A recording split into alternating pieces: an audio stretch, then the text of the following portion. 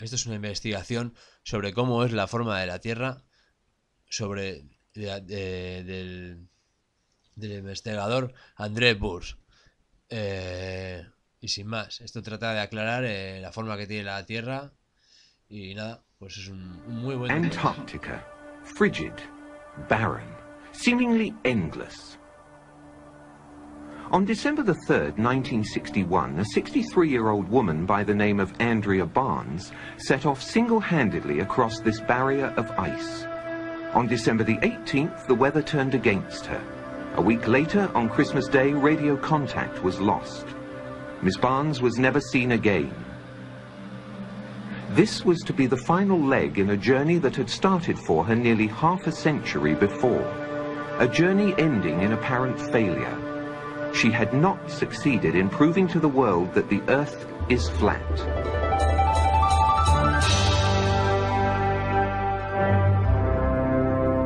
It has a flat top, and it's shaped like a top.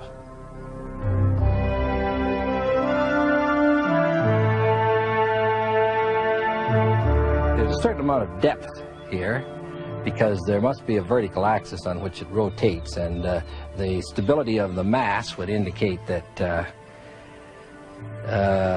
there must be some depth, or wobble could very easily occur, and we know that there is none. It's a commonly held misconception that the Earth is a spherical object that revolves around the Sun. But the fact is, of course, that the Earth is a circular dish surrounded by a barrier of ice that explorers like Andrea Barnes have been attempting to penetrate for centuries. In 1585, amid a storm of controversy and under cover of darkness, an adventurer by the name of Afton Marcella stole out of London in hopes of being the first to reach the edge of the Earth. But he was unprepared for the extreme conditions. His crew was plagued by scurvy and frostbite. Food supplies ran low. Marcella was forced to turn back before setting foot on Antarctica. So ended the first recorded expedition. But the controversy goes back much further than that. Since long before the dawn of recorded history, we've been trying to understand the world around us. And we've constantly turned to the sky for answers. By unlocking the keys to the stars, the sun, and the moon, it was reasoned, we would learn more about the Earth. So we've remained ever vigilant, turning both our persistence and our technology to the task at hand. But the conclusions have not always been particularly well thought out. 2,000 years ago, an Egyptian scholar by the name of Eratosthenes performed an experiment that he claimed proved the Earth to be a sphere. However, there are serious doubts about the accuracy of his data and his scientific procedures. Dr. Leo Ferrari explains. Oh, the Eratosthenes experiment is an experiment supposedly conducted in the 1st century, whereby this ingenious person was supposed to have proved, I say that in quotes, that the Earth was a sphere of some 4,000 miles radius. Eratosthenes one day noticed that the sun was directly overhead in Syene, whereas he noticed that on the same day, at the same time, the sun made an angle of 7.2 degrees to the vertical at Alexandria, which was some 530 miles away. How did Eratosthenes in the 1st century know what the sun was doing on the same day in two places which are 530 miles apart? One can take all those same data, knowing that the Earth is flat.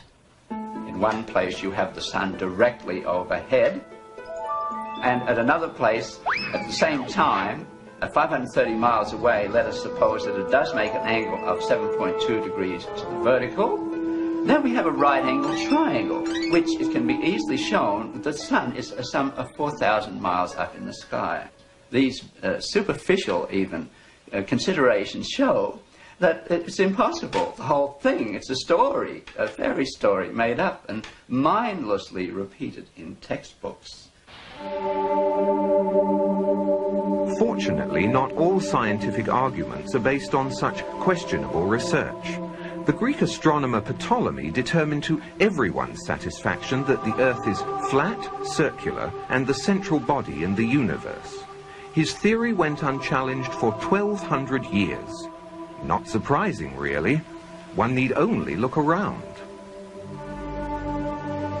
However, the notion that it was some other shape gained some acceptance during the Renaissance. These were impoverished times. Most writers, artists, and scientists could not support themselves through their work. They depended on the patronage of the upper class. Consequently, creative and original thinking men let their imaginations run rampant in order to attract support. The fact that Leonardo da Vinci designed a flying machine late in the 15th century confirms that the sky was the limit to which scientists would go to impress potential backers. And an examination of the shape of the Earth was a popular theme. In 1543, the Polish astronomer Copernicus suggested the bizarre notion that the Earth is a round ball that circles the Sun. But his book emphasized it was only a hypothesis. He further avoided controversy by withholding the book for 13 years, and then by dying on the day it was published. Edmund Halley, the highly esteemed British astronomer, best known for the comet named after him, proposed that the Earth is made up of several concentric spheres, each supporting life, placed inside one another in the manner of a Chinese box puzzle. Marshall B. Gardner, however, insisted that the Earth is completely hollow except for a small sun that lights the interior.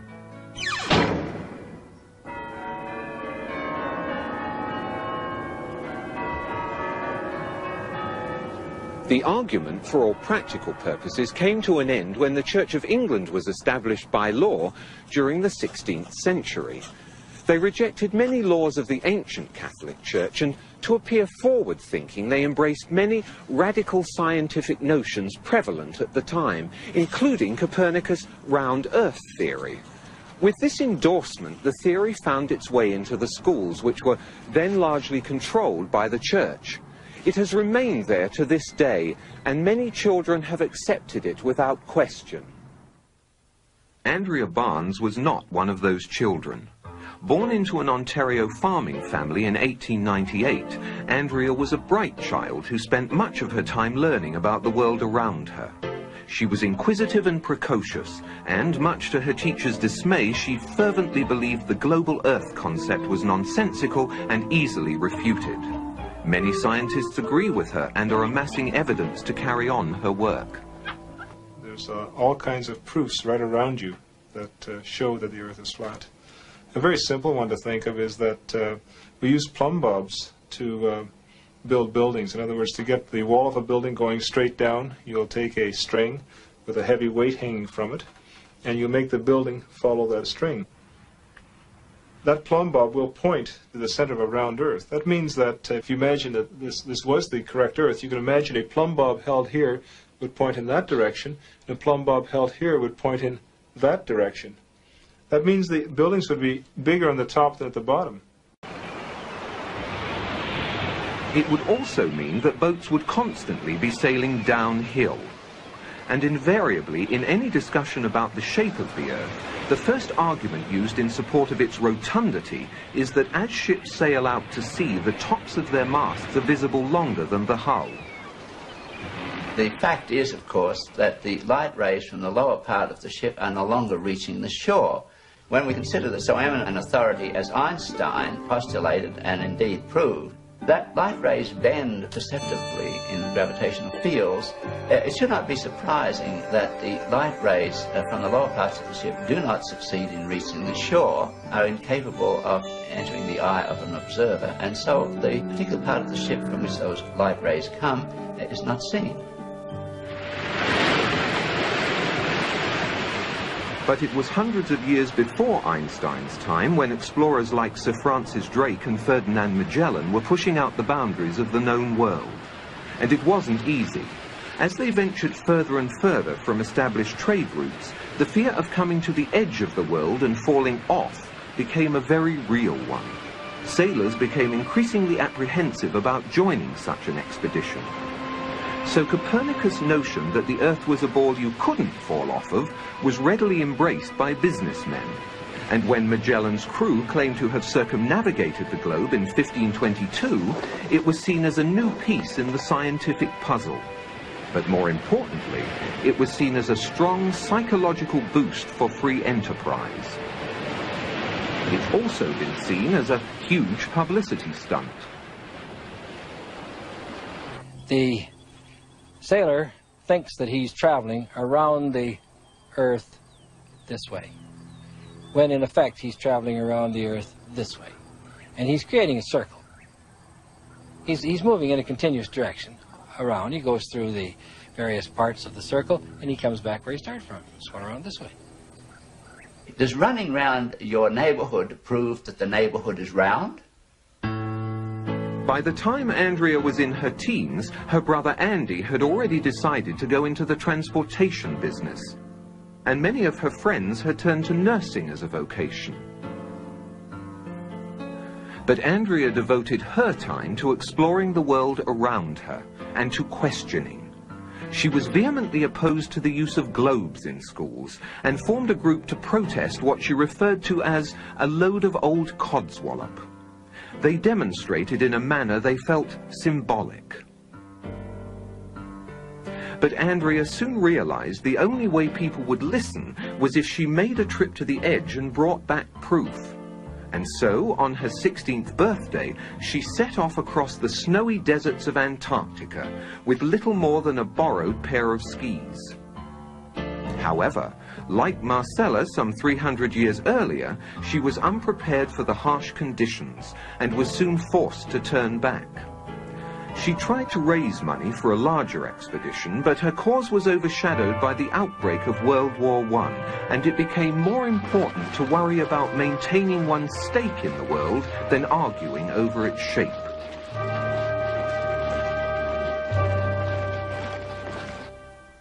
Although they never met, Andrea's mentor was this man, Samuel Burley Rowbottom, better known throughout the scientific community as Parallax.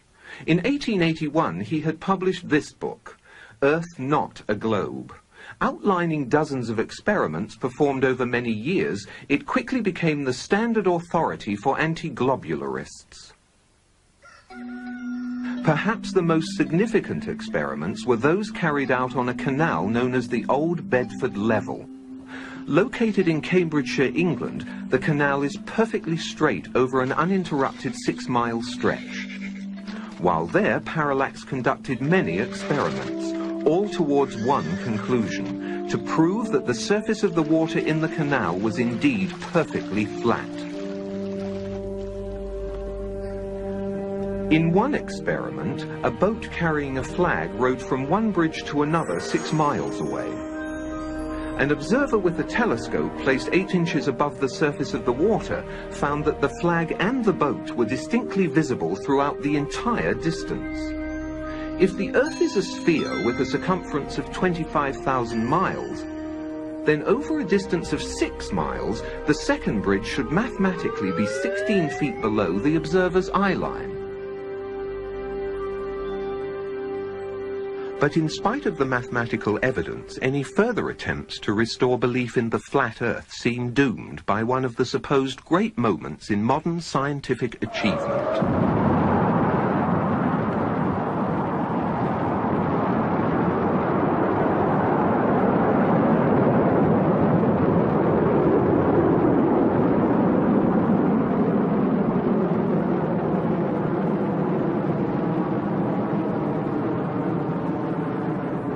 At last, after thousands of years of uncertainty, man was able to get far enough away from the Earth to have a good look at it in all its resplendent beauty.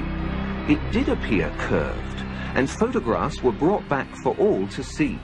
However, according to experts, these photographs are much less conclusive than one might think. Einstein told us that light actually is attracted by gravity. In other words, the path of light is not straight in a strong gravitational field.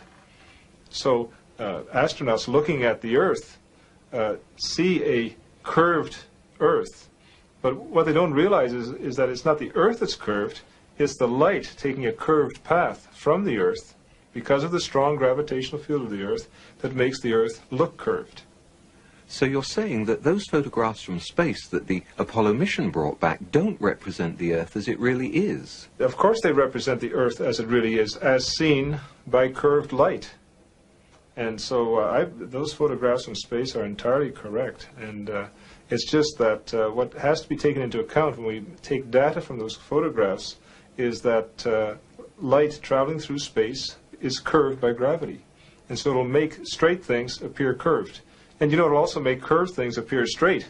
So you have to be very careful when you use light to measure things in a very high gravitational field. They're going up, and the astronaut thinks he's leveling off this way, going around, when in effect he's leveling off this way, and he goes around in a circle, this, like so. The farther out he goes, the less he sees of the Earth.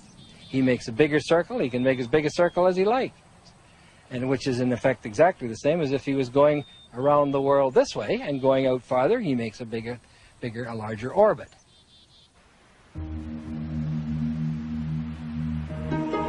Through time-lapse photography, the velocity of these clouds has been dramatically increased. While they were actually drifting over the mountains at approximately 27 miles per hour, they now have the appearance of moving at well over 100, 4 times their normal speed. If the clouds were stationary and the Earth was revolving underneath them, this is how it would appear if the Earth was spinning at 100 miles per hour. Yet we're told that the Earth is spinning at 10 times that speed. Consider this. Those who maintain that the Earth is a globe that spins suggest that people standing at the equator are being whirled around at approximately 1,000 miles an hour.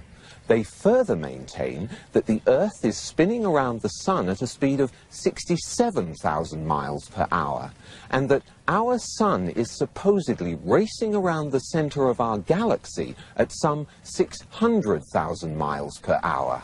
And yet, you and I both know that on many days it's possible to stand outside without a single hair being messed up by the breeze.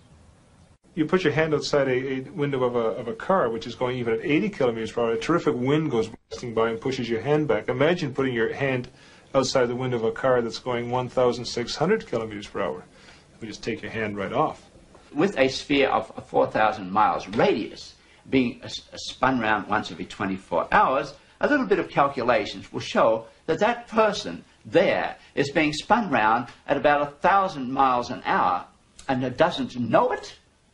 I mean, this is obvious nonsense. You go on a merry-go-round, and it goes, I doubt, more than 10 miles an hour, and you get off all dizzy. You mean to tell me that people can be spun round at approximately 1,000 miles an hour and not know it? Why, if this is so, this whole room that we're in is supposedly being spun round at something of approximately that order of speed, and we don't know it? There's all kinds of evidence for the phenomenon of what's called continental drift. This means that the continents are able to move as if they're floating on a fluid. Now, if the Earth is spherical, if it's spinning, anybody knows that if this is spinning very, very, very fast like that, that the continents should all be located at the equator, because centrifugal force would move the continents from the poles to the middle. One of the real big problems that maybe is a little bit easier to understand, sound doesn't travel nearly that fast. So, for example, if you're at the equator and you wanted to shout to warn somebody, it's quite possible they could never hear you, because if you were shouting, say the Earth was spinning in this direction, and you were shouting in that direction, the sound could never catch up to the person who's, of course, being carried away by the Earth. In October of 1929, Andrea again tried to focus the world's attention on the controversy by proving the notion the Earth spins to be absolute nonsense. It was reasoned that if a dirigible was to go aloft in England and hold itself perfectly static, then by the accepted theory the Earth should rotate underneath it and New York should come into view some 4 or 5 hours later.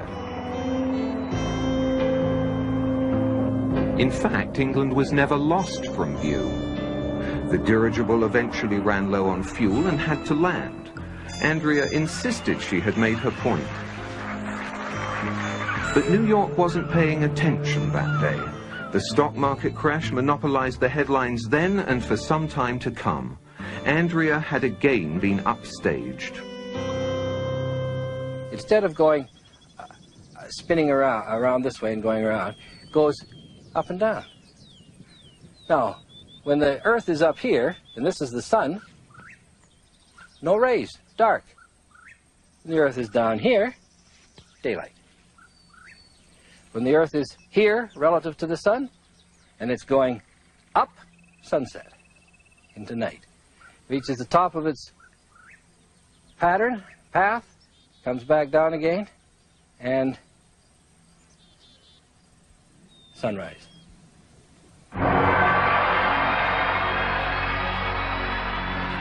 Now, an interesting thing happens at the ends of the Earth. You see, when you go from on a car trip from point A to point B, you're moving through what's called space, and it takes time to get through space. But if there is space, there must also be non-space. It's kind of like saying, if there's wet, there must be dry. You can't have one without the other. It's obvious. So when you get the end of the pizza model of the Earth, you're actually moving from space into non-space. Now you can move through non-space in no time. See, it takes time to move through space, but it takes no time to move through non-space. So a lot of things are affected by this. For example, satellites, as they cross the Earth, they will then go into this non-space region. They will instantly then be able to reappear back where they started by taking a non-space route. The moon does this, the sun does this, and stars even do this at a very, very slow rate, moving from space into non-space and then reappearing back where they started from. This is due to probably of reflectivity and complementarity that is a well-known phenomenon.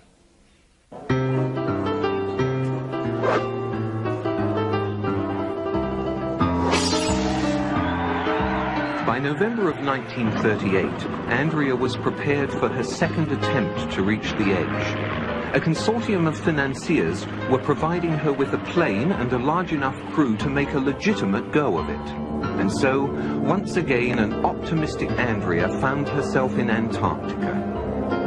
And once again, fate was against her. A freak spring blizzard took them by surprise. They were unable to leave base camp, much less make a trip to the edge. The entire expedition was very nearly wiped out.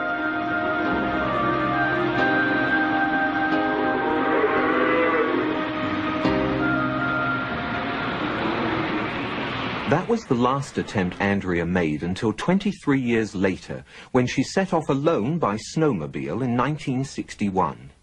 Until recently, that was the end of the story.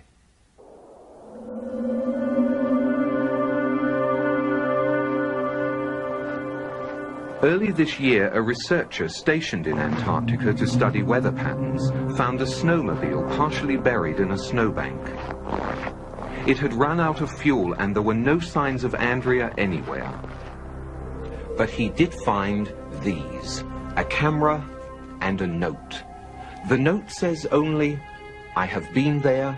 The debate finally comes to an end. Signed, Andrea B."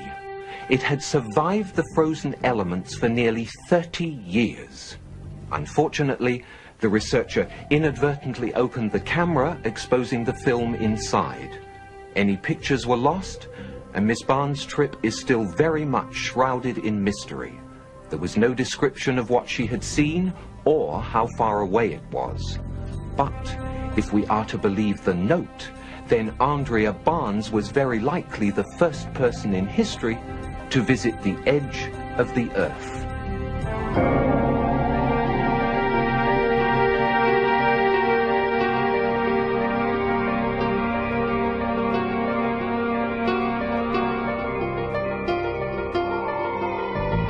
What you don't know, you eliminate. And that's, in my opinion, is what the globular Earth theorists have done. They've just eliminated what they didn't know. The more honest approach is the flat Earth approach, where you say, well, we don't know what's at the ends, but the ends are there.